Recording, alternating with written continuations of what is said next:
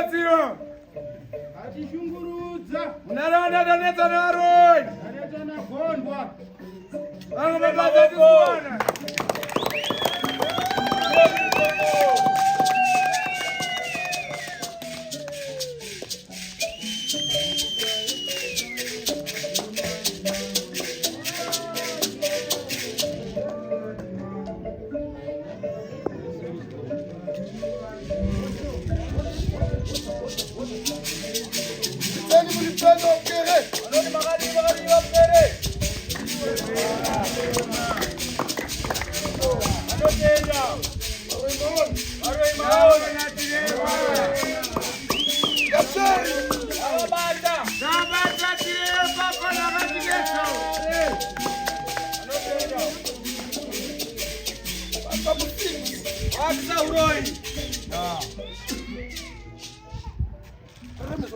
Varame zvakanaka. Chowani toto. Ndizonai. Oh, muchiremba. Mkere wangu anoshanda nawo mukati medara. Mapukere wao anoshanda nawo mukati medara. Ukamona asiri pasina kusimira. Ukamona asiri pakararama. Ukamona asiri pasina kusimira zvakanaka. Ukaona ari pasina kusimira zvakanaka. Sura mukere. Chowani chakabire. Mabhao. Samsoni mumwe chete. Samsoni mumwe chete. Samsoni wawanda. Hakuna ana Samsoni vazhinji. Zvatini izvozvo. Ichokwadi ichocho andi. Ramba chiremba chowani toto. Mamuona. Aibayibaya vamwe nagondwa. Aibayibaya vamwe nagondwa. Ndawana. Zvikunzika. Mururu nemuritso.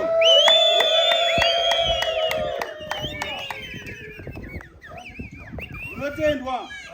Ramba chiremba. Ichokwadi ndizvo nai. Mamanikidzwa here. Mamanikidzwa here. Wakabata wega. Makabata mogani. Ndomene.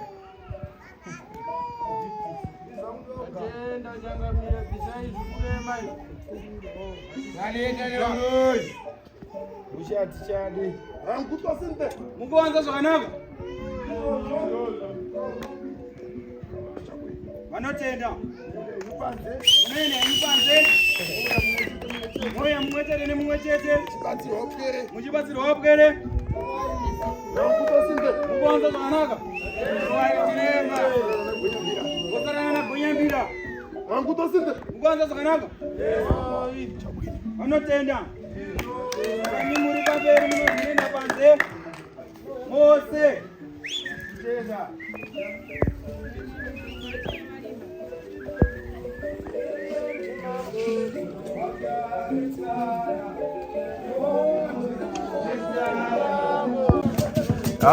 Muri yeZimbabwe baba vane nhau iri kunetsa, nhau yaunganirwa neruzhinji rwese rweZimbabwe vari pano. Saka tichada kuti vatsanangure zvizere maererano nemarombero, kushata kwakaita kuromba nemafambiro ari kuita nhau yavo. Saka chokutanga ndichavakwazisa zvakare. Makadini baba? Tinokutendai. Makadini mhuri yababa vari pano? Ndimi mune chirongwa chakamiririrwa nemhuri yese kana kuti varapwa vamuri kuona vakaungana sekuseri saizvozvo. Saka zvaizvozvi tiri kukumbira baba mutsanangure kuti chii chakanakira kuromba nekushata, sezvo maunganidza mhuri. Pane mhuri dziri kunze dzashota, dzimwe dzafa, dzimwe dziri mumajeri nekuda kwekubata kwenyu. Saka makatitsanangurire kuti chii semhuri yeZimbabwe.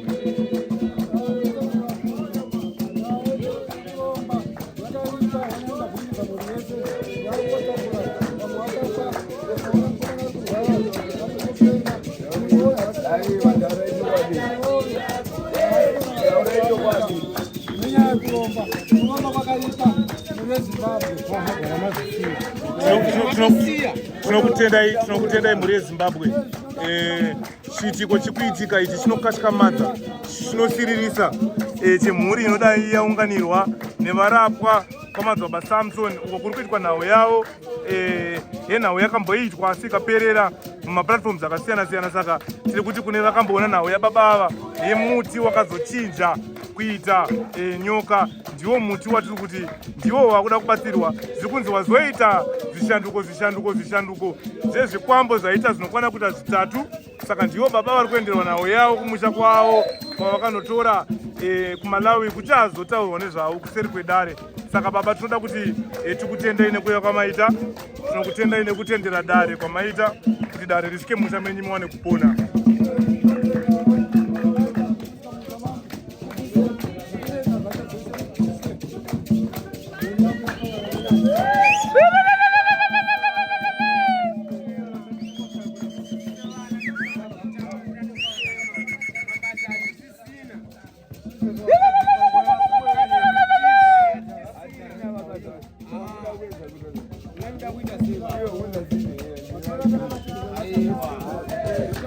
kuporere kwachiona kana zvabatwa Jampa mshonga anopora. Zvatabata ndozvikara zvanachitambudza izvi. Zvanga chinetsa musha uno. tinotenda sekuru Itai maoko. Chaya marimba mzukuru. Kwera chatakura zvinhu zvanga akamirapo. Chaya marimba.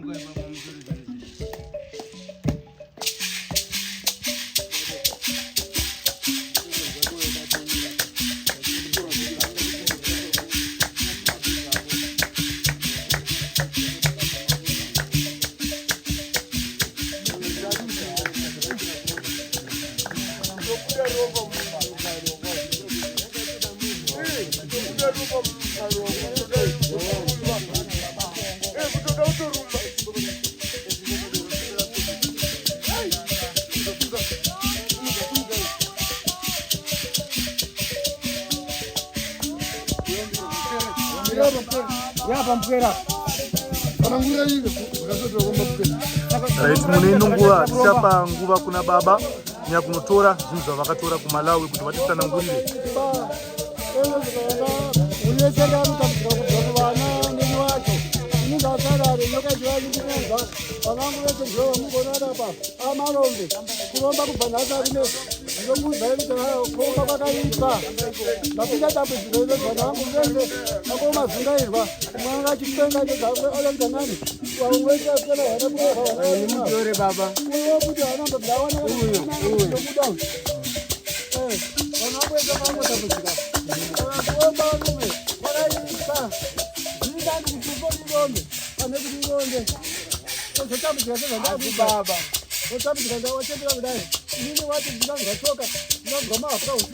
Tinokutendai baba, tichada kuti tiite zvikamu nezvikamu.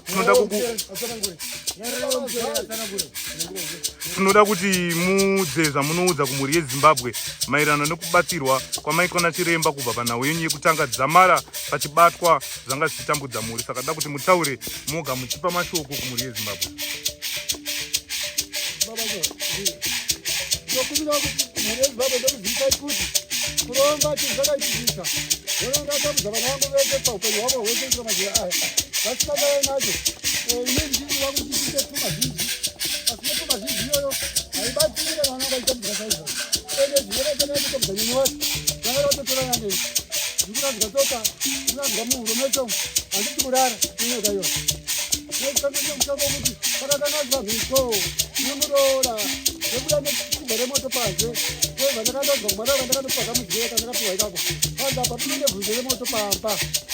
Tinokutendai, tichada kubvunza ndofunga kuna sisi vakuru kuti tizive kuti imimi muzivise Zimbabwe maererano nezvekubatwa kwezvinenge zvakashinwa nevakashinwa kuti zvinoitika here kune vanga vasingabhilivhe kana kuziva kuti nhau dzakadai dzinoitika mumamisha.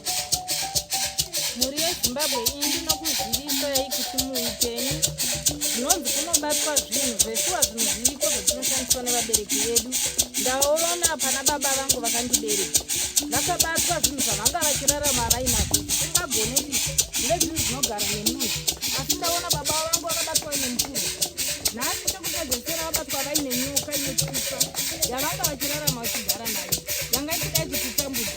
Kundichaisa rugare, kundichaisa kana murume kana mwana chaiye handina, ndatochendera ndakadai Zvinosiririsa.